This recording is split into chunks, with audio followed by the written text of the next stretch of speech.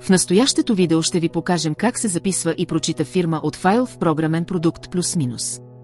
Операциите се използват за прехвърляне на цялата информация за дадена фирма от една база на плюс-минус в друга. Те са възможни единствено в локална версия на програмата. Записът и четенето на фирма се извършват от екран фирми, който се извежда след стартиране на програмен продукт плюс-минус.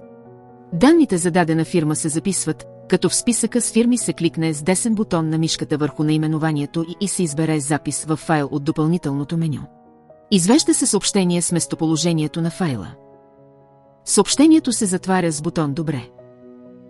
Записаните данни за фирмата във файл могат да бъдат заредени единствено във фирма, в която няма въвеждана информация. Затова от бутон «Добави» се създава нова фирма. За да бъдат прочетени данните в списъка с фирми се кликва с десен бутон на мишката върху новата фирма и се избира четене от файл от допълнителното меню. Отваря се допълнителен прозорец за избор на местоположението на файла, който ще бъде прочетен. След като се маркира файла, се избира бутона за отваряне и данните за фирмата се прочитат. Абонирайте се за канала ни и посетете сайта ни за още полезна информация.